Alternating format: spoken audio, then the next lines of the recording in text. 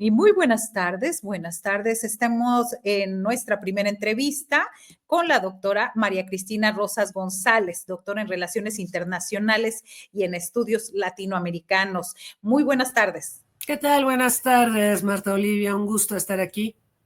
Gracias. Ayer presentó usted un libro fundamental que se llama Desarme. Desarme en este momento es relevante el tema, relevante a un mes de que asumiera Donald Trump el gobierno de los Estados Unidos y también por todo lo que implica esta cultura o esta forma de la posesión de armas, que ha sido un tema destacado en las últimas semanas, reconocido por el Departamento de Seguridad de los Estados Unidos, de que el 75% de las armas precisamente que tienen los cárteles en México provienen de los Estados Unidos. La posesión de armas, doctora, provee un sentido de seguridad y eso construye mejores sociedades. Bien, muchas gracias por las preguntas. Antes de contestar, pues les muestro el libro al que está haciendo alusión Marta Olivia, Desarme y Seguridad Internacional, y luego tiene un pequeño subtítulo, La Agenda Olvidada.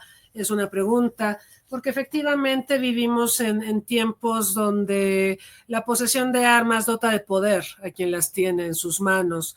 Y el libro aborda no solo el tema de las armas nucleares, mucha gente piensa que el libro se refiere al tema nuclear. En realidad el libro toca temas de desarme de armas de destrucción en masa, incluidas las nucleares, las químicas biológicas, abarca también el tema de las armas convencionales, tanto de los grandes sistemas de armas convencionales como pueden ser aviones de combate, tanques, barcos, en fin, como también de armas convencionales de efectos indiscriminados como lo son las minas terrestres antipersona y las municiones en racimo. Para todos estos temas hay acuerdos de desarme vigentes. Sin embargo, en el tema de las armas de fuego y las armas pequeñas y ligeras, empezando porque hay problemas conceptuales y hay una confusión respecto a cuándo son armas de fuego y cuándo son armas pequeñas y ligeras. Armas de fuego pues son en general las que son de uso más personal, armas pequeñas y ligeras se supone que son las de uso de las Fuerzas Armadas. Sin embargo, hemos visto, por ejemplo, el caso de México, de la delincuencia organizada, que tienen en su poder armas pequeñas y ligeras que se supone deberían ser de uso exclusivo de las Fuerzas Armadas. Ahora, ¿qué pasa con las armas de fuego y con las armas pequeñas y ligeras? Para México hay que decir que en su política exterior el desarme ha tenido un rango muy importante de importancia. No ha sido la misma importancia en cada gobierno, ha habido una importancia intermitente, ¿no? Por momentos, por ejemplo, en los tiempos de Guerra Fría, cuando fue la crisis de los misiles, México impulsó la creación del Tratado de Tlatelolco, para hacer de América Latina y el Caribe una zona libre de armas nucleares, porque precisamente nosotros, por tener frontera marítima con Cuba, cuando la Unión Soviética emplazó misiles en Cuba, eso amenazó a la seguridad nacional mexicana. Entonces nosotros somos fervientes defensores de la desnuclearización, también propugnamos que hay que eliminar a las armas químicas y biológicas, a las municiones en racimo, a las minas terrestres antipersona.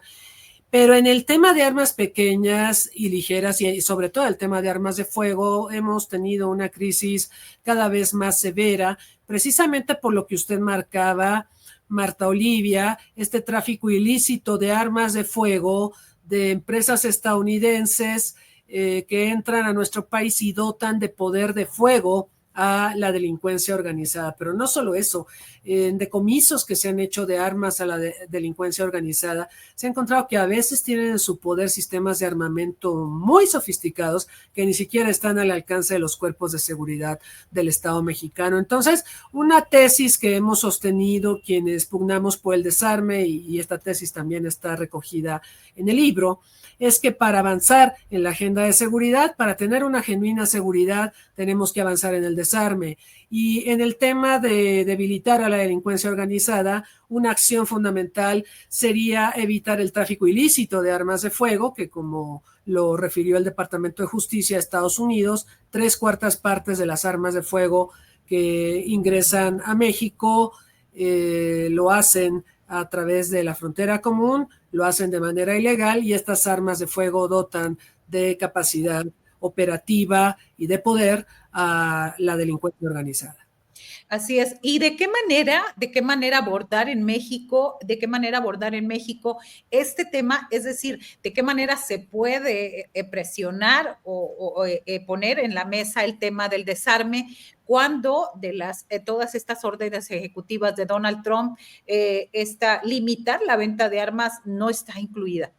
No, no está incluida porque Donald Trump, y lo vimos en su primera administración, él es contrario al desarme. Además de que hay muchas empresas, de las grandes empresas productoras de armamento, que financiaron las campañas políticas de Trump, tanto para su primera contienda contra Hillary Clinton, como la más reciente del año pasado contra Biden y posteriormente contra Kamala Harris. Entonces, digamos, hay un compromiso político de Trump respecto a quienes financiaron su campaña, y quienes financiaron su campaña también esperan cobrar favores a la administración estadounidense. Ahora, un problema también subyacente a por qué tenemos una proliferación tan amplia de armas de fuego en nuestro país tiene que ver con la crisis de seguridad que vivimos y a la poca capacidad del Estado mexicano para poder proveer seguridad a la población. Nosotros sabemos, hay una cifra que maneja el Small Arms Survey, que sostiene que 16, casi 17 millones de mexicanos tienen armas de fuego en su poder, mexicanos que no pertenecen a las Fuerzas Armadas ni a la policía. Este dato es muy importante porque también gran parte de esas armas que la población tiene en su poder, gran parte de esos 17 millones, cifra que muchos consideran conservadora, y es solo una aproximación, puede ser mucho mayor.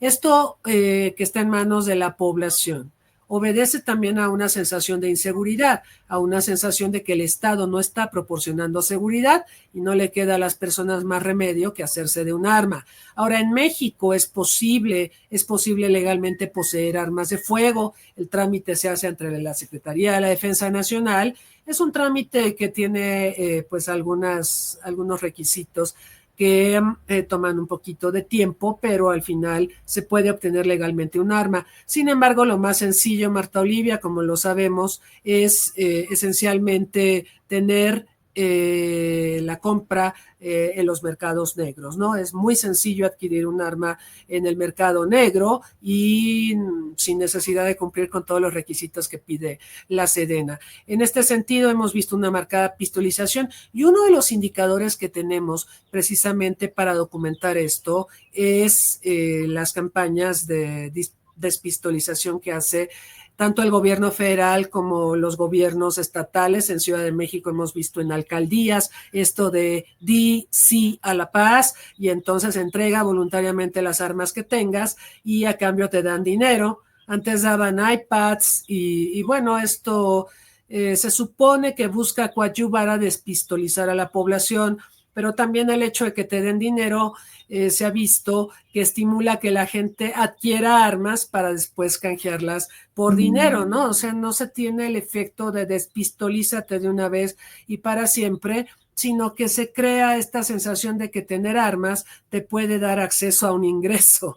Entonces, vaya, la cultura de seguridad de nuestro país es bastante precaria, y en la medida en que el Estado no sea percibido como garante de seguridad y sea más eficaz en el combate a la delincuencia organizada, vamos a seguir en este círculo vicioso donde la población va a tener acceso a armas o va a buscar el acceso a armas, y las va a buscar legal, pero mayormente ilegalmente en el mercado negro, y esto también coadyuvará a la violencia. Mire, Marta Olivia, un dato que también revisamos en el libro, el tema de los feminicidios.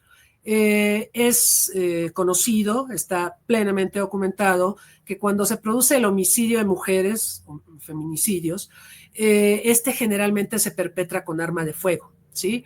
Cuando las mujeres perpetran un asesinato, generalmente, o sea, hay excepciones, ¿sí? No podemos decir todos los feminicidios se hacen con armas de fuego, pero predominan las armas de fuego. Y cuando las mujeres perpetran asesinatos, generalmente es con arma blanca. Entonces ya tenemos el indicador, ya tenemos la conexión entre feminicidio y arma de fuego, ¿no?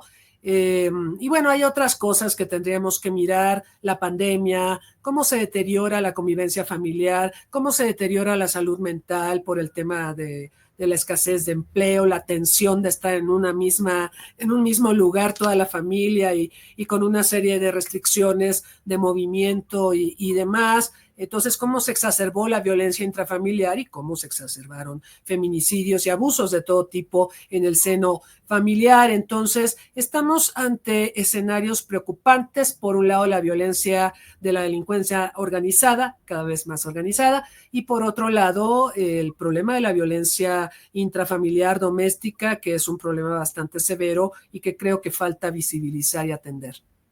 Así es. Y en este sentido, a ver, hay una percepción de inseguridad, entonces ante la percepción de inseguridad, yo adquiero un arma para sentirme más segura, pero eso mismo puede llevar a cometer un ilícito. ¿Cómo romper este círculo vicioso, María Cristina? Mejorando, obviamente, el aprovisionamiento de seguridad de parte de las autoridades, ¿no?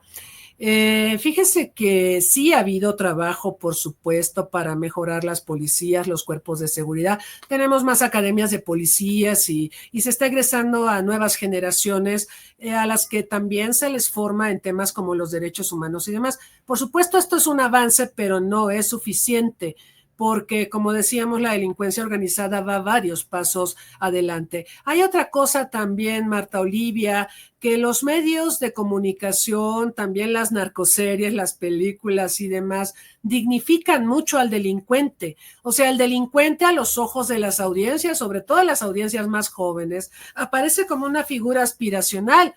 El mensaje de muchas narcoseries y también a través de información en medios crea la imagen de que el ser narcotraficante o ser delincuente te permite tener acceso a dinero, a recursos, a bienes materiales, a una vida pues cómoda, ¿no? Satisfactoria, y no se exalta, por ejemplo, el nivel de riesgo o lo que implica salirse de la ley para tener esos bienes y tener ese estatus. Tampoco se enfatiza que pues estos delincuentes eventualmente serán cazados por las instituciones de seguridad y caerán en desgracia. En realidad, creo que estamos en un momento donde se ha dignificado mucho la imagen del delincuente y se ha convertido en figura aspiracional, y tenemos que trabajar como sociedad para explicarle, sobre todo a nuestros jóvenes, no solo a ellos, pero sobre todo a ellos, que es importante estudiar, que es importante prepararse para tener un desarrollo profesional lícito, ¿sí? Y que estar a las órdenes de la delincuencia organizada tiene un costo inaceptable que puede terminar con sus vidas. Y además, usted sabe, la delincuencia organizada, ahorita estamos hablando de armas de fuego y estamos hablando de feminicidios, pero también la delincuencia organizada está muy asociada al consumo de estupefacientes, y el consumo de estupefacientes tristemente en nuestro país ha crecido considerablemente. Usted puede ver por las calles de Ciudad de México y en otros estados que se advierte sobre el fentanilo, ¿no? Yo he visto espectaculares que dicen el fentanilo mata. Estados Unidos está muy preocupado por el fentanilo y nos está presionando en ese tema, pero la realidad es que en México hay cada vez más consumo de fentanilo y de otros estupefacientes que están arruinando las vidas de mexicanos. Entonces, es muy importante dimensionar al concepto de la inseguridad, y entonces no es solo el decomiso o destrucción de armas de fuego o retirarlas de las manos de la población, no es solo el proceso educativo para explicar a los jóvenes lo importante que es apegarse a la ley y tener una vida alejada de la delincuencia. No es solo eso, es una visión multidimensional. Van inmersos factores como la salud, la educación y por supuesto la recuperación del tejido social. Así es, y también las opciones a las y los jóvenes y a la población en general. Y en ese sentido, a ver, es parte del discurso a propósito de la denominación de terroristas a los cárteles mexicanos, es parte del discurso de Trump, ¿cuál es el objetivo, el fin al final? Es decir, el objetivo final, porque pues pareciera que se ve a veces como más una cuestión de intervención e injerencismo en nuestro país. Sí, hay mucha teatralización, para decirlo así, grandilocuencia de Trump. Trump es un hombre que viene de los medios y él es muy dado a exagerar mucho las medidas que toma, pero a mí sí me parece preocupante categorizar a la delincuencia organizada como terrorista, porque son cosas diferentes. La delincuencia organizada sobre todo procura un beneficio material, un beneficio económico, mientras que el terrorismo tiene una finalidad política, ¿no? No son la misma cosa. Pueden cruzarse, porque en la historia hemos visto que hay organizaciones terroristas que requieren recursos financieros y se acercan y tratan con la delincuencia organizada. Y también de repente la delincuencia organizada utiliza el terror como método para afianzar su poder, para delimitar su territorio, para atemorizar a la población, al gobierno, pero no son la misma cosa. Y que Donald Trump nos hable de que las organizaciones delincuenciales mexicanas son terroristas, me parece peligroso, porque en la doctrina de seguridad de Estados Unidos está previsto que si se detecta terrorismo en algún lugar del mundo, y sobre todo un lugar del mundo que resulta ser país contiguo a Estados Unidos, vecino contiguo de Estados Unidos, esto anuncia o está preanunciando una intervención de Estados Unidos en dicho país. Ahora, hay varias cosas. Revisando el tema de las intervenciones de Estados Unidos, sí hemos visto movimientos de barcos, aviones en territorio nacional o en costas mexicanas. Eso es preocupante. Parecería que Estados Unidos está haciendo labores de reconocimiento, pensando posiblemente en una incursión militar en nuestro territorio. Pero también es cierto que en Estados Unidos la población no es muy proclive a apoyar intervenciones militares. Hay realmente una posición de no participar, o sea, los jóvenes de Estados Unidos no quieren participar en conflictos armados, ¿no? Y esto es resultado también de lo desastroso que fue la operación de Estados Unidos en Afganistán. Estuvo ahí 20 años, no logró nada.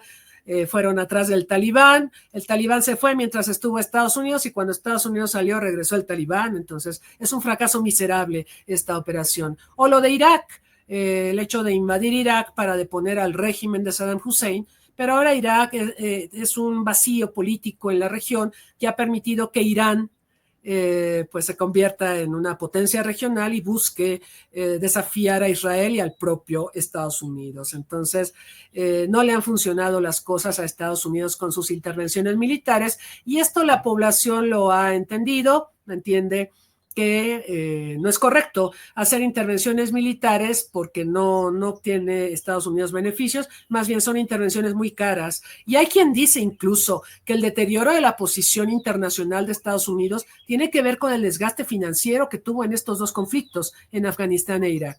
Entonces, por el lado del apoyo de la población estadounidense se ve complicado, ¿sí?, que estén de acuerdo, por ejemplo, en mandar a sus jóvenes a una contienda con México, pero eso no nos resuelve nada, porque Estados Unidos, por ejemplo, en Irak, puso a prueba el uso de ejércitos privados, ¿no? Había esta empresa Blackwater, que luego estuvo inmersa en escándalos y cambió de nombre. Eso pasa mucho con las empresas de seguridad privada.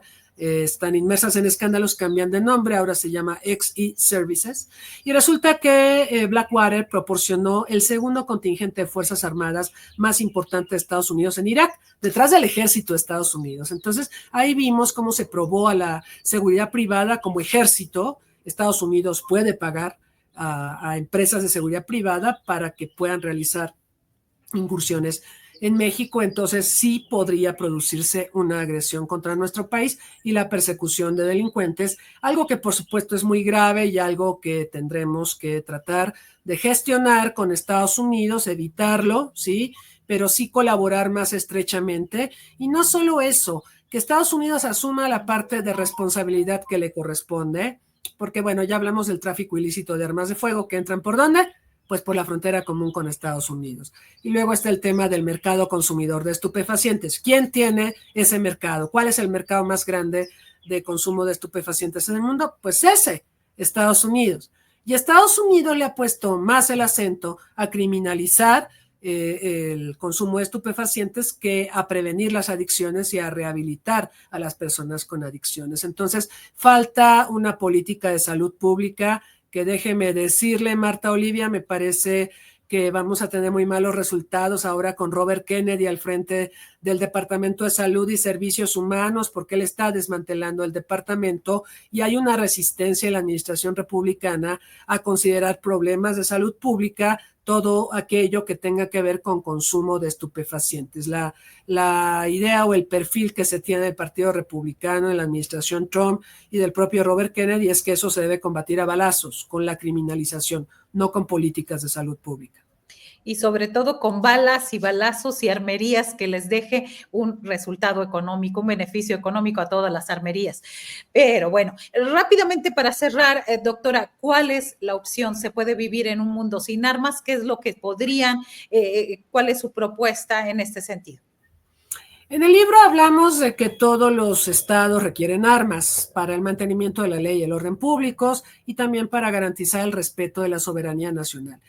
Pero no hay cantidades fijas, ¿no? O sea, cada país determina cuánto necesita para sentirse seguro, ese es el quid. Ahora, por otro lado, no podemos dejar de mencionar el negocio que es la fabricación y venta de armamento. Estados Unidos, por ejemplo, ha tenido un despunte impresionante, verdaderamente impresionante en la fabricación de armas de fuego en lo que va de este siglo, y esas armas de fuego requieren salida. Entonces, de ahí el tráfico ilícito a México. Hay muchas armas que se venden legalmente. De hecho, hay un tratado sobre comercio de armas que regula el comercio lícito de armas. Pero este tratado tiene el detalle de que para que un país le pueda vender armas a otro, primeramente el receptor debe ser respetuoso de los derechos humanos y no debe tener la intención de usar esas armas para reprimir o para violentar los derechos humanos. Entonces, eso ya establece un candado y entonces hay países, Venezuela, por ejemplo, para citar un caso, que prefieren comprar en el mercado negro porque es más sencillo. ¿Sí? El mercado negro no te va a decir, ¿eres democrático o no eres democrático? No, el mercado negro le vende a quien le quiera comprar, se lo vende más caro, claro, pero hay un mercado negro para poder satisfacer las necesidades de países que o no firmaron el Tratado de Comercio de Armas o no quieren ceñirse a sus disposiciones. Y por otro lado, Estados Unidos, el mayor proveedor de armamento a nivel mundial, es quien principalmente vende armas en el mundo. Rusia anda disputándole a Francia el segundo, a veces cae al tercer lugar, el año pasado cayó al tercer lugar, pero pues ahora está subiendo al segundo lugar. Rusia tiene países en específico a los que les vende buena parte de los armamentos que produce. Un caso es India. India es el mayor comprador de armamento ruso en el mundo. Le vende a China, aunque China ya se ha vuelto autosuficiente en la producción de armamento y también es pirata. Produce muchos AK-47, estos famosos cuernos de chivo, los produce sin licencia, no le paga nada a Rusia por fabricar estos AK-47, son AK-47 piratas, pero también se cotizan bien en el mercado internacional. Y por otro lado, Marta Olivia, las guerras de hoy, los conflictos de hoy, el poder de fuego de la delincuencia organizada, y no solo en México, es gracias a las armas de fuego, ¿sí? Esas son las verdaderas armas que matan a la población mundial, que matan a miles de personas todo el año. Hay estadísticas, ¿no?, que hablan de cuántas personas mueren por armas de fuego en el mundo año con año. No mueren con armas nucleares, no mueren por el uso de armas químicas o biológicas, mueren mayormente por el empleo de armas de fuego. Y entonces esto también debería ser una situación que convoque a las naciones del mundo a hacer esfuerzos más decisivos para tener un mejor control y limitación de armamento. Insisto, el desarme no es la desaparición de armas, sino una gestión más correcta. Por ejemplo, que los arsenales que están en manos de gobiernos resguardados por sus fuerzas armadas no se pierdan, porque de repente ocurre que hay armas que son de uso exclusivo del ejército, pero aparecen en manos de la delincuencia y la pregunta lógica es, ¿y cómo llegaron a manos de la delincuencia? Entonces hay corruptelas, hay robo de arsenales, hay muchas situaciones que tenemos que combatir para mejorar nuestros controles y también, obviamente, toda una cultura de paz, una cultura de despistolización, mejorar los servicios de seguridad de los países para que la población se sienta menos amenazada por la delincuencia organizada y menos amenazada en su patrimonio, que ese es el otro tema que va con este. Así es, pues por este momento, gracias María Cristina Rosas por esta entrevista, el libro Desarme y aquí sus reflexiones al respecto. Gracias, muy buenas tardes. Buenas tardes, gracias a usted.